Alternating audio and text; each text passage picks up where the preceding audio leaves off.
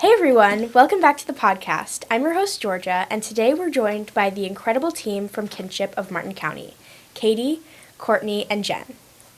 Kinship is all about making a difference in the lives of local youth by connecting them with caring mentors who provide guidance, support, and friendship. Today we'll dive into the impact of Kinship, hear about some of their amazing programs, and learn about how you can get involved. Thanks for joining us today, everyone. Can you tell us each a little bit about yourselves as well as the work that you do? Yes, my name is Katy Gonzalez, and I'm one of the associate directors here at Kinship of Martin County. I've been with Kinship for about 8 years and working in mentoring for about 12 years. I have 4 kids, a wonderful husband, and live on kind of a hobby farm outside of East Shane. Also a teacher and love working with youth in various areas. I'm Courtney Logwood. I've been with Kinship for 2 years. This is my first kind of nonprofit job. Before this, I worked in poultry processing plants, so this is a totally different environment for me. But I'm really excited about the work that we do with the kids. And I'm Jen Kaler, and I have been at Kinship for a little over 7 years. And before that, I was in youth ministry for about a decade, a little bit more than that.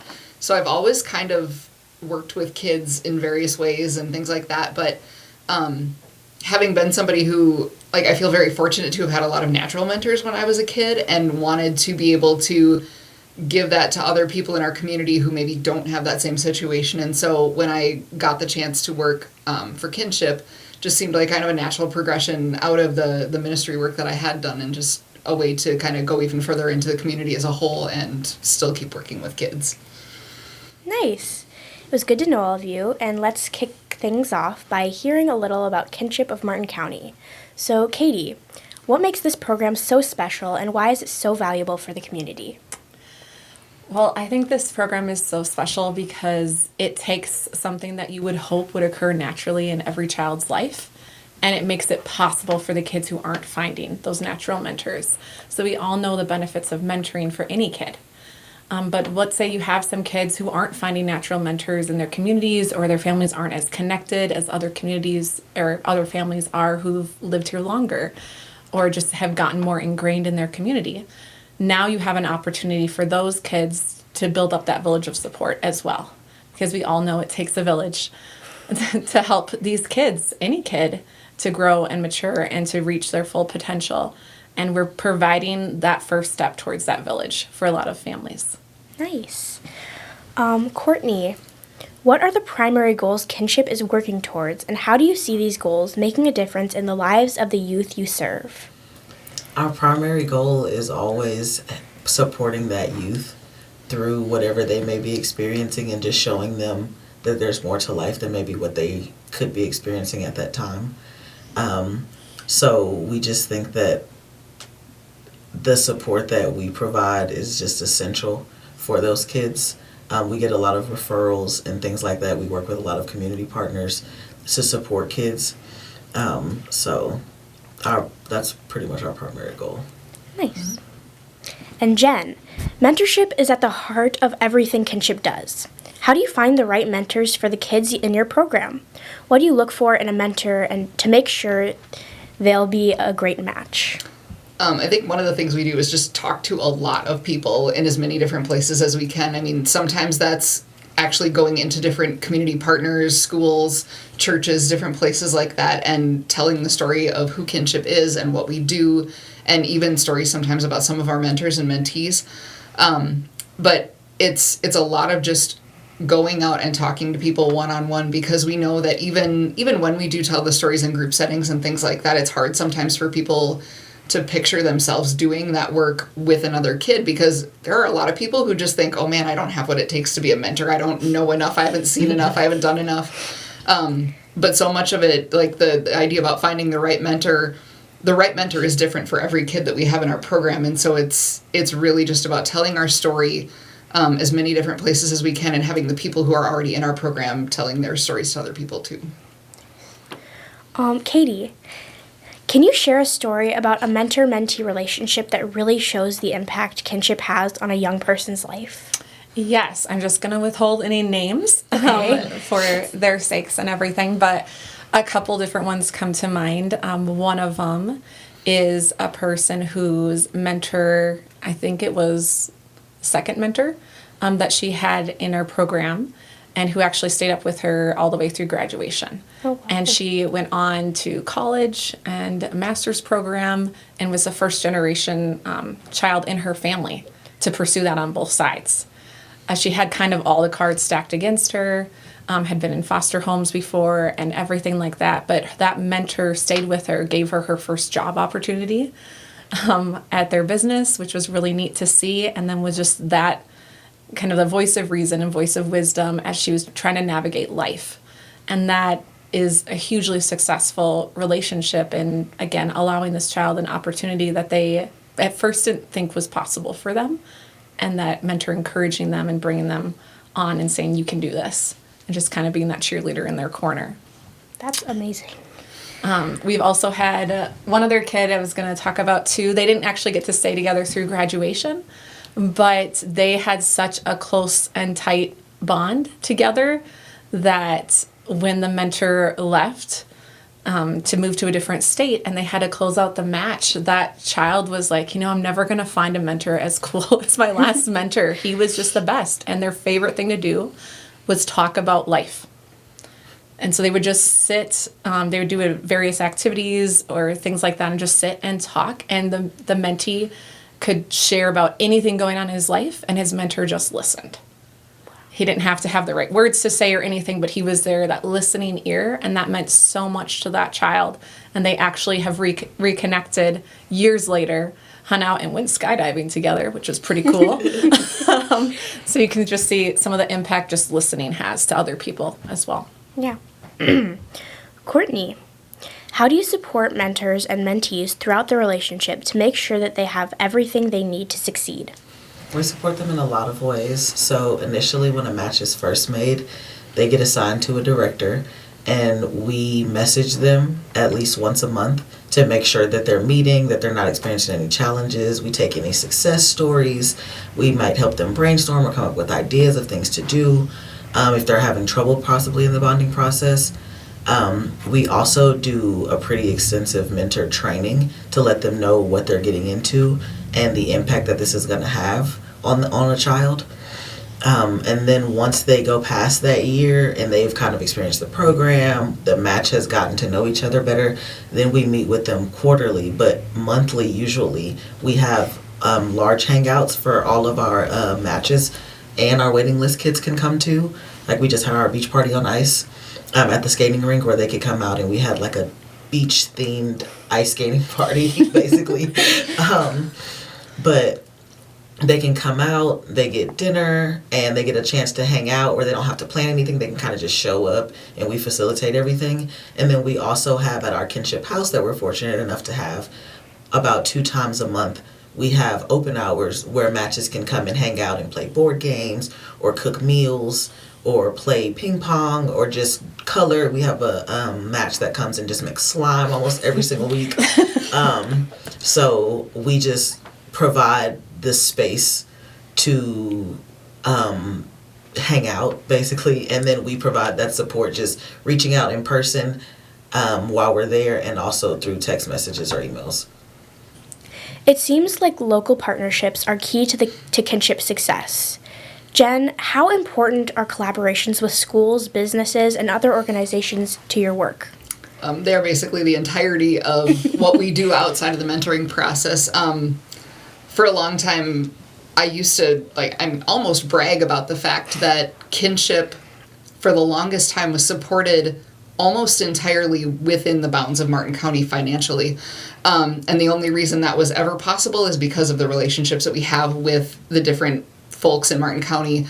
When we're looking for help with different, plans that we have with different events that we want to host, different things like that, generally there's somebody that we can reach out to within one of those fields, whether it's because they've been a part of our program, they've been a mentor, or just know somebody that has been. We've got a starting point to get a lot of those resources that we need both for us and for our families and our kids and our mentors to be able to do those kinds of things. But it's fun where like a lot of times we'll have somebody who reaches out to us saying like, oh, we were talking to so-and-so and, you know, we have these funds that we need to donate through our business, or we have this event that we're going to have and we're going to auction something off and we want to give the proceeds to you. Like, the fact that happens like multiple times a year usually is really, really cool to know that our story, even outside the people that we're talking to directly, is getting told, and that people know who we are and people know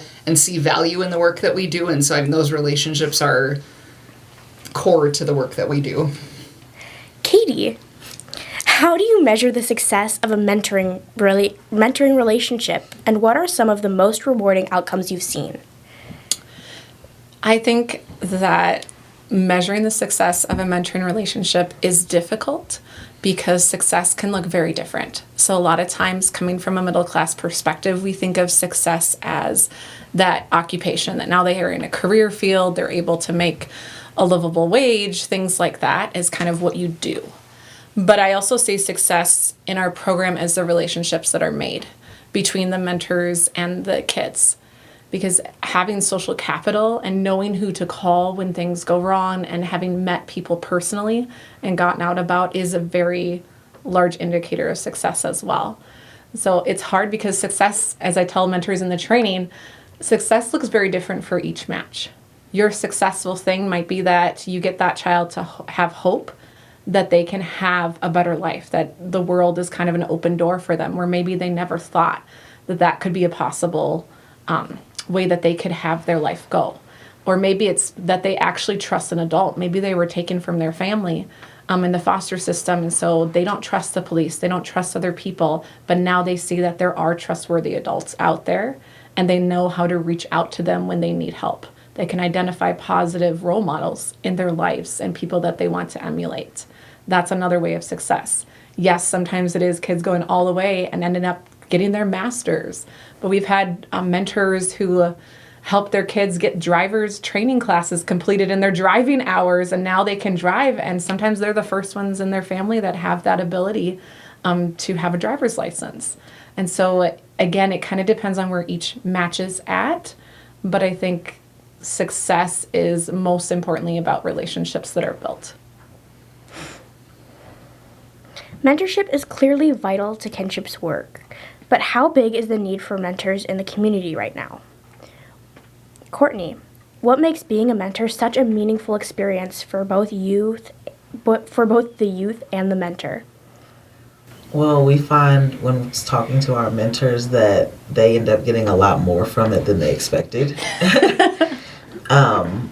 We've had mentors that might have been a little older that have said, like, I just get to be a kid again. I get to go and slide down the slide and people don't think I'm crazy. Like, some of these matches really change and grow the kid, which is the intention usually for the mentor, but the mentor ends up growing themselves.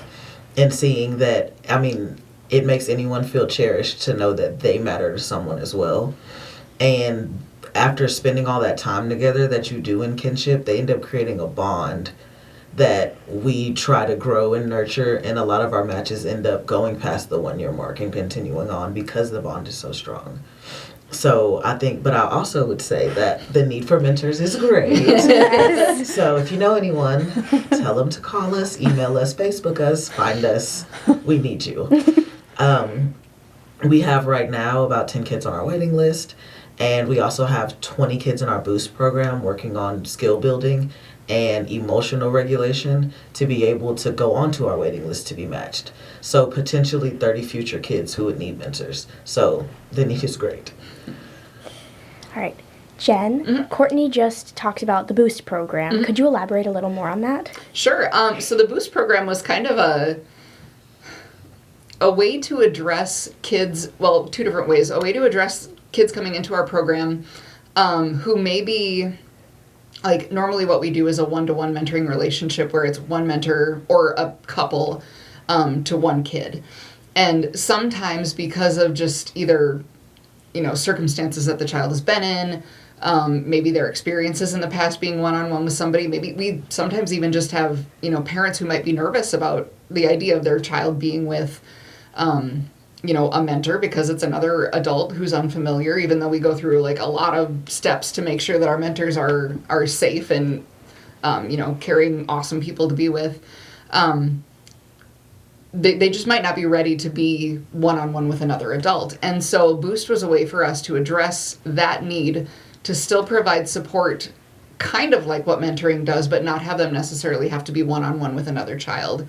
And so Boost was a way for us to bring the parents kind of as the pseudo mentors in the relationship, but also a way for us to provide some of the activities, the resources, and one of the other things too that Courtney has just started doing is having like smaller hangouts where it's just a few of the kids on the Boost program together, and maybe they'll just eat together, maybe they'll do a craft together, maybe they'll just hang out together or go somewhere together, and it's a way for them to start developing social skills and to I also just meet other people in their community and other people who maybe have experienced some of the same things that they have.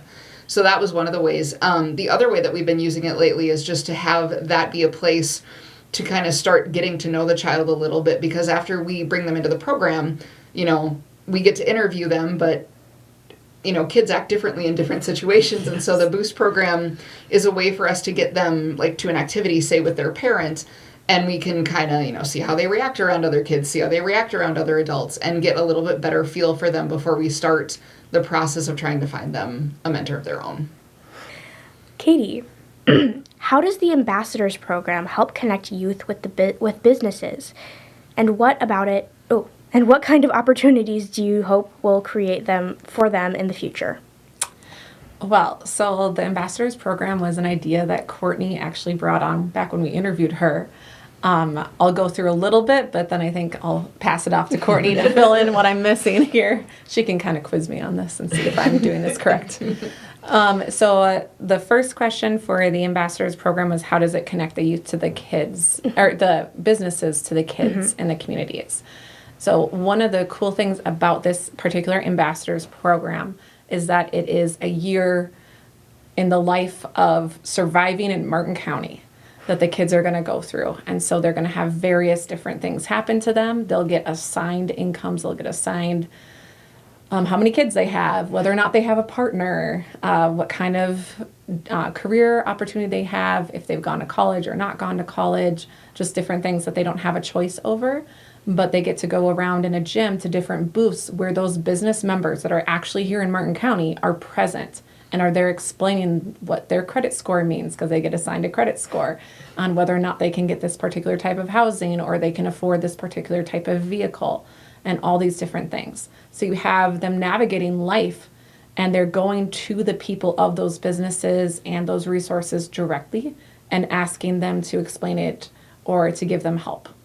And so along with the businesses, we also have multiple different kinds of resources in the area. So we know about WIC for women, infant, and children.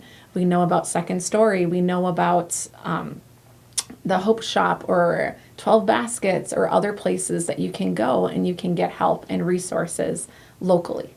And so it's also connecting kids. We don't know how many kids will actually ever need these resources or not, but now they know the face of the person at that business. So it's not as intimidating because they know Alice at this place or John over here or whoever it is. They've seen that person, they've met with them, they've talked to them. And they even have, Courtney prints off a nice pamphlet that goes over the different programs that they provide and the different services or costs of things if you're looking at credit score and buying something, whatever it is. And so the hope is that, again, these kids, as they're getting close to graduating, because it's for all 10th through 12th graders, they will know what to do. They're not just out of the door of the high school and they're sitting there and they're like, what do I do now with my life? I don't know. They can go out and they can go to the different business. They know how to approach someone, a realtor, about getting a house. They know what insurance means and how that impacts them, and they can read their pay stub correctly. Courtney said she based it off of also people on Facebook saying, I was this many years old when I realized that my credit score really mattered and how much it can impact your life. And so that's kind of what we're trying to have the students get a taste of. And then they can let us know the areas that we want to do more of. So one of the suggestions last year from the group kind of relates to mix-up and substance abuse. They wanted to throw in different questions about alcoholism or cigarette use and have that be part of it. So then they can see how much that impacts your wages going through the year. Then, looking ahead, what are new programs or goals that you are most excited about for Kinship?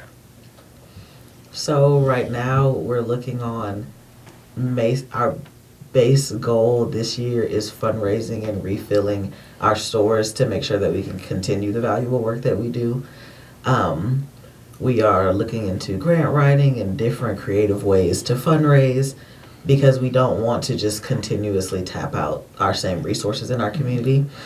But we also realize that what we're doing is so important and it needs to continue. Well, I was going to say too, like when I first looked at that question, I was thinking, ahead of where we're at right now. But I don't know, one thing that we had a lot of fun with in January was a new fundraiser that we just tried that we called the person-to-person auction, which essentially ended up being asking a bunch of local people to share some skill or ability that they have with other people in the community. So the way that it ended up working out was we would reach out to, for example, somebody who maybe is really good at baking or somebody who teaches voice lessons or teaches violin lessons or even different sports skills or things like that. And so we compiled this list of a bunch of different people who could provide those services.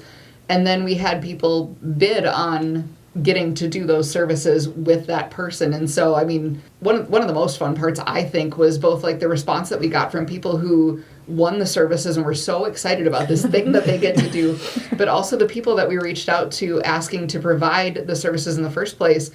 And like just how excited they were that this was, a fundraiser that fostered connections, that it was a fundraiser that didn't, require you to buy random things that you maybe didn't need in the first place. But just putting it together was, I think, as much fun as any part of it and getting to make some new connections with people with Kinship. Katie, some people might feel unsure about whether they're ready to become a mentor. What advice would you give someone who's on the fence about it? I would say just try it out. We have a program called a Rent-A-Ment program where you can rent a mentor for a day and you can be someone who helps bring a kid from our waiting list to an event. You can kind of try it out and see if it's for you. We also have optional mentor trainings where we can walk you through what it means to be a mentor. But my biggest takeaway from it is when I talk to people who are unsure about it is that you might not have been a good mentor for whoever you're thinking about in your mind, whoever you're holding yourself up on that pedestal to, but you are a good mentor for a kid over here. Okay, because every kid needs a different type of mentor, and none of us have not made a single mistake in our lives. We've all made mistakes, we've all messed up, but you can teach those life lessons that you've learned to another person. So being a mentor is not about being perfect. Please don't ever try to be perfect. It doesn't work, or try to come off that way to kids. Be authentic. They know that you've made mistakes. They know that you've messed up, and that's okay. But again, are you willing to teach those lessons that you've learned through maybe some mistakes that you've made, or maybe sometimes where you chose not to make mistakes, and help teach that to another person? That's all that being a mentor really is. It's not a huge time commitment. It's only 2 to 3 times a month. You can meet more if you want to. But again, it's building that relationship with a child.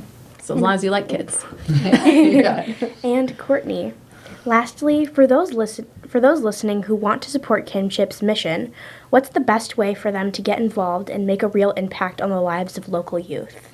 Well, like Katie just said, we have our Rent-A-Ment program for people who don't necessarily want to sign up for a 1-year commitment, but can do a case-by-case basis, bring a kid out. Just requires a background check. And then once a year, if you're available to bring a kid to an event for 2 hours. We also need mentors, like I said earlier, and that's a 1-year commitment to meet with a kid 2 to 3 times a month for just a few hours. That's how you can help us. I was about to say, what is volunteers? And we even sometimes, we even need volunteers sometimes. Yeah. If you like kids, but maybe the direct mentoring relationship isn't for you. Courtney mentioned some of the activities we have. I think Katy did too. Mm-hmm. Sometimes we need volunteers to just come and serve food, or come and help sign kids in, or even just we have a Christmas party every year and we have people that help wrap presents and stuff like that. So there are other things that we can definitely use help for if you're just interested in the mission of our organization too, but for whatever reason the mentoring thing just isn't right for you. Like, there are other ways we can fit you into what we do. So thank you so much, Katy, Courtney, and Jen, for sharing all the amazing work you've done with Kinship of Martin County. If you're inspired by today's conversation and want to get involved, be sure to reach out and learn about how you can support or become a mentor.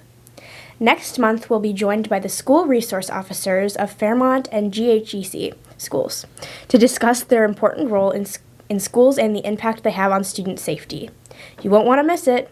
Like, subscribe, and comment if you let us know who you'd like to see on the podcast next.